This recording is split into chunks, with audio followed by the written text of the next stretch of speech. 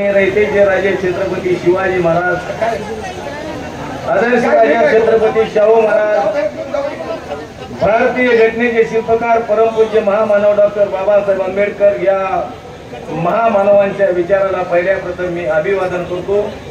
आणि या ठिकाणी सभेसाठी उपस्थित असलेले सांगोला विधानसभा कार्यक्षेत्रातील तमाम माझ्या मतदार बंधू आणि भगिनी, मला या लोकसभेचे उमेदवार आदरणीय रणजितदादा नाईक निंबाळकर यांच्या प्रचारार्थ आयोजित केलेल्या सभेसाठी उपस्थित असलेले तमाम विविध पक्ष आणि संघटना आणि पार्ट्यांचे सर्व नेते मंडळी, मित्र, उद्याचे भारत देशाच्या परिवर्तनाची लढाई गतिमान करण्यासाठी या देशाचे कणखर आणि कर्तव्यदक्ष अशा प्रकारचे पंतप्रधान आदरणीय नरेंद्रभाई मोदी यांचे आज बळकट करण्याचं आव्हान महाराष्ट्र राज्याचा भीमशक्ती संघटनेचा संस्थापक अध्यक्ष नात्यानं आपल्या सर्वांच्या समोर करत असताना मी आपल्या सर्वांना एक आव्हान करणार आहे की मित्र, उद्याची निवडणूक या देशाची आपल्या माळा 43 मतदारसंघाचे रणजितसिंह नाईक निंबाळकर यांची निवडणूक नाही, तर हे देशाचे पंतप्रधान आदरणीय नरेंद्रजी मोदीभाई हे देशाचे पंतप्रधान पुन्हा करण्यासाठी म्हणून या देशाची निवडणूक आहे। मित्रांनो,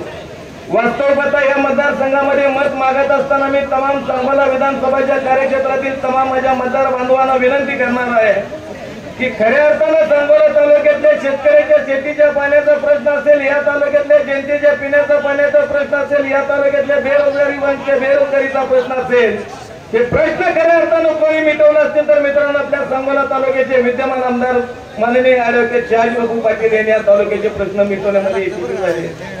वास्तविक आता या तालुक्यामध्ये 1995 सालामध्ये 87 कोटी 17 लाख रुपयाची आशिया खंडातील सर्वात मोठी महत्वाकांक्षी पाणी पुरवठा योजना बापूंनी पहिल्या प्रथम मित्रांनो मंजूर करून आणली। ती योजना या तालुक्यातल्या पिण्याच्या पाण्याचा प्रश्न आपला कायमस्वरूपी निकाली काढला। म्हैसाळची योजना असेल, टेंबूची योजना असेल, निरेचं पाणी असेल किंवा स्वर्गीय बाळासाहेब ठाकरे उपसा सिंचन योजनेचं काम असेल, मित्रांनो हे काम बापूंच्या नेतृत्वाखाली बापू आमदार असताना दीपक आबांच्या सहकार्याने मित्रांनो दोघांनी खांद्याला खांदा लावून या सांगोला तालुक्याच्या शेतकऱ्यातील, शेतमजूर असतील, दीनदलित समाज बांधव असतील सगळ्यांचा प्रश्न मिटवण्यासाठी मित्रांनो ही माणसं झटत राहिली। आज विरोधक प्रचार करतायत की या मतदारसंघामध्ये रणजितदादा निंबाळकर साहेबांनी काहीच केलं नाही। मित्रांनो, मला त्यांचं आव्हान मला द्यायचं आहे की वास्तव पाहता या देशाचे पंतप्रधान नरेंद्र मोदी साहेबांनी पीएम किसान योजनेच्या माध्यमातून या देशातल्या तमाम शेतकऱ्यांचे प्रश्न हाताळले असतील। या तालुक्यातल्या अनेक बेघर लोकांना बेघरांची योजना कार्यान्वित करून त्या ठिकाणी त्यांना घरकुलाचा लाभ मिळवून दिला असेल। ज्या ज्या वेळेला अतिवृष्टी पावसाची निर्माण झाली त्या त्या ठिकाणी शेतकऱ्यांना पावसाच्या अनुदानाचं वाटप करण्यात आलं। ज्या ज्या वेळेला जळीतासारखे प्रश्न निर्माण झाले त्या त्या वेळेला शेतकऱ्याला जळीताचं पॅकेज निर्माण करून या देशातल्या तमाम शेतकऱ्यांना एक वेगळ्या प्रकारचा दिलासा देण्याचं काम मित्रांनो नरेंद्रजी मोदीबाईंनी केलं। आणि हेच विचार या महाराष्ट्रामध्ये मित्रांनो केंद्र सरकार आणि राज्य सरकार हे राबवत असताना या महाराष्ट्रामध्ये अनेक अशा प्रकारच्या विकासाच्या योजना आपल्या विधानसभा मतदारसंघाच्या कार्यक्षेत्रात झालेल्या आहेत। आज पाहतो आपण बघेल तिकडे मित्रांनो विकासाची कामं सुरू आहेत।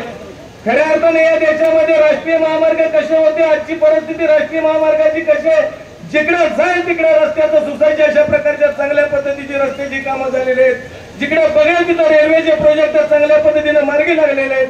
आणि केंद्रातून येणारा विकासाचा निधी, राज्याच्या माध्यमातून राबवला जाणारा निधी या देशामधल्या तमाम शोषित, पीडित, अल्पसंख्याक आणि मागासवर्गीय यांच्या सर्वसामान्यांच्या पर्यंत पोहोचवण्याचं काम मित्रांनो केंद्र सरकार आणि राज्य सरकारच्या माध्यमातून होते। या सांगोला तालुक्यामध्ये बघायचं तर मित्रांनो शहाजी बापूंचा आज आपण बघतोय की जवळजवळ 4 ते 4.25 वर्षाचा आमदारकीचा कालावधी आपण पाहतोय। पण या 4.25 वर्षाच्या आमदारकीच्या कालखंडामध्ये बापूंचं 2 वर्ष कोरोनात गेलं आणि उर्वरित राहिलेल्या कालावधीमध्ये बापूंना ज्यावेळेस काम करायचं होतं त्यावेळेस या तालुक्यातल्या मित्रांनो अनेक विकासाचे प्रश्न डोळ्यासमोर बापूने ठेवले। आज काय होते, ब्रिटिशकालीन असणारे आपल्या सांगोल्याचे रेस्ट हाऊस आपण पाहिलं की ब्रिटिशांना बांधलेल्या रेस्ट हाऊस मध्ये आपल्या विरोधकांनी 55 वर्षाचं राजकारण केलं, तिथं वीट सुद्धा कधी उभा करायचं काम या ठिकाणच्या शेतकरी कामगार पक्षाने केलं नाही। मित्रांनो, ते आज त्या ठिकाणी अद्यावत अशा प्रकारच्या इमारतीचं काम शहाजी बापूंच्या नेतृत्वाखाली पूर्वताला नेण्याचं काम बापूंच्या नेतृत्वाखाली मित्रांनो पूर्ण झालं।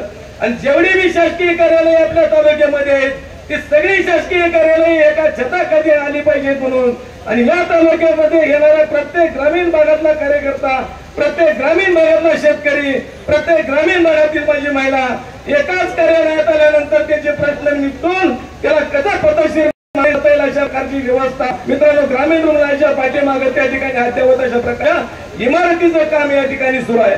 या सांगोला शहरामध्ये बायपासचा रस्ता पहिला तर आपण बायपास कशा पद्धतीने होता आणि त्या बायपासच्या रस्त्याचं काम मित्रांनो पूर्णत्वाकडे गेलं।